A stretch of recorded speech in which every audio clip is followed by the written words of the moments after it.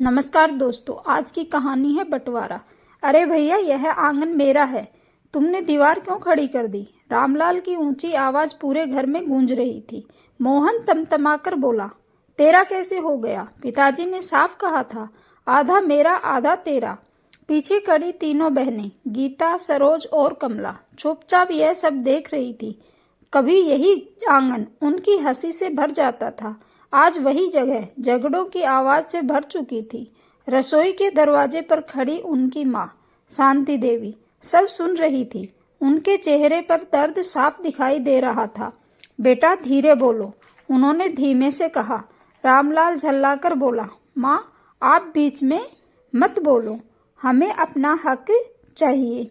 मोहन ने भी समर्थन किया, हाँ माँ, अब वक्त बदल गया है।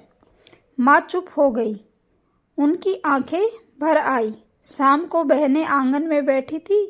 गीता बोली, भैया पहले ऐसे नहीं थे। सरोज ने आह भरते हुए कहा, जब तक पिताजी थे सब साथ बैठकर खाते थे। कमला बोली, अब तो लगता है हम अपने ही घर में मेहमान हैं। माँ दूर से सुन रही थी, उनके मन में कुछ चल रहा था।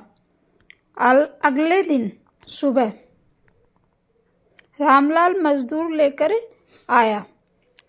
यहाँ दीवार उठाओ और वहाँ दरवाजा बंद कर दो, उसने कहा। मोहन तुरंत आया, यह रास्ता बंद नहीं होगा। दोनों फिर भिड़ गए। माँ ने पहली बार तेज आवाज में कहा, बस करो। दोनों चुप हो गए। माँ की आवाज में दर्द था, गुस्सा नहीं। जिस घर में दीवारें उठती हैं वहाँ दिल टूटते हैं, उन्होंने कहा।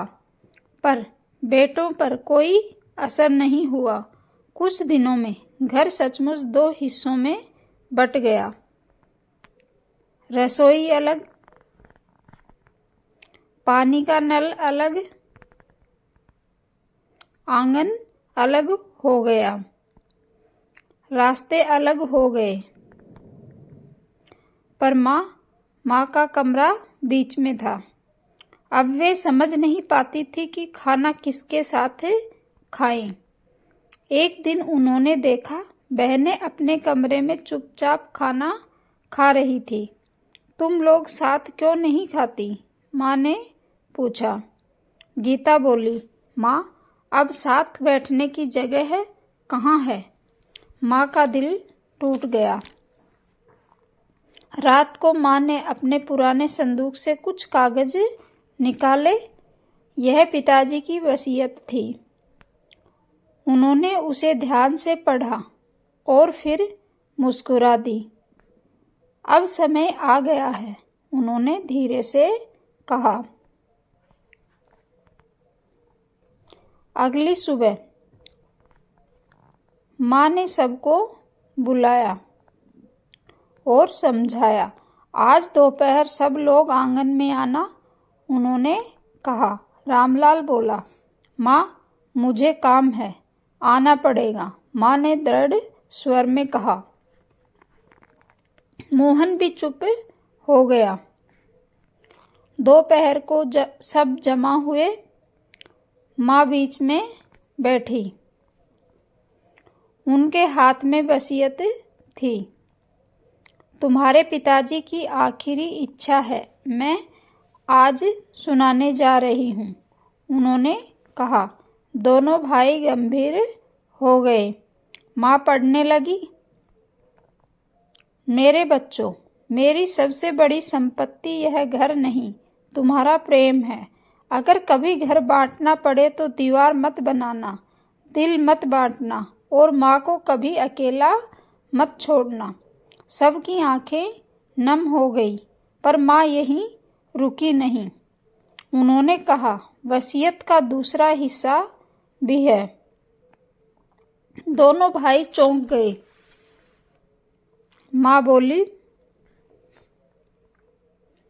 अगर मेरे बच्चे आपस में लड़ें तो यह घर बेच दिया जाए और धन अनाथ बच्चों में बांट दिया जाए। रामलाल और मोहन एकदम सन्न रह गए। माँ ऐसा मत कहो, मोहन बोला। रामलाल की आवाज कांप रही थी। हम गलती कर बैठे। माँ ने धीरे से पूछा, यह घर बड़ा है या तुम्हारा रिश्ता? दोनों भाइयों ने सिर झुका लिया। गीता रोते हुए बोली, हमें हमारा घर वापस चाहिए। सरोज ने कहा, दीवार नहीं, एक आंगन चाहिए। कमला बोली, जहां फिर से त्योहार मने। कुछ देर सन्नाटा रहा। फिर रामलाल उठकर मजदूरों की ओर गया। दीवार गिराओ, उसने कहा। मोहन भी आगे आया। दरवाजे खोल दो। ईंटें टूटने लगी। दीवार गिरने लगी। आंगन फिर खुलने लगा। माँ की आंखों से आंसू बह रहे थे, पर इस बार खुशी के। शाम को सब एक साथ बैठे। बहनें रसोई में हंस रही थी। मोहन ने कहा, भैया आज साथ खाना खाएंगे। रामलाल मुस्कुराया, आज से हमेशा साथ। माँ ने थाली परोसते हुए कहा, यही तुम्हारे पिताजी की असली विरासत है। रात को आंगन में चांदनी फैल रही थी। कमला बोली, घर फिर घर लग रहा है। सरोज ने कहा, दीवारें गिरती हैं तो रिश्ते खिलते हैं। गीता ने माँ का हाथ पकड़ लिया। माँ, आपने हमें फिर से जोड़ दिया। माँ मुस्कुराई, मैंने नहीं, प्रेम ने जोड़ा है। दोनों भाई पास बैठे थे। रामलाल धीरे से बोला, छोटे माफ कर दे। मोहन ने गले लगाते हुए कहा, भैया गलती मेरी भी थी। माँ ने आसमान की ओर देखा, जैसे पिताजी भी मुस्कुरा रहे हों। आंगन में फिर वही पुरानी आवाज गूंज रही थी, हंसी की, अपनापन की, घर होने की।